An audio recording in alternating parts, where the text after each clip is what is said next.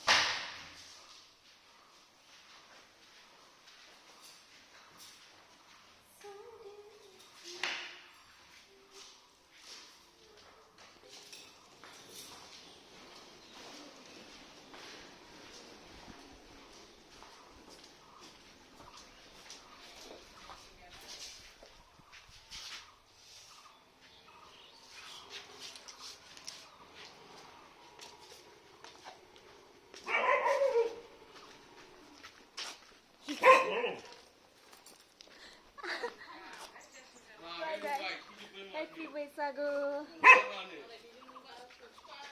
Sao vậy thấy? Thu đưa đừng con khắc cơ. À thằng Thu La rồi.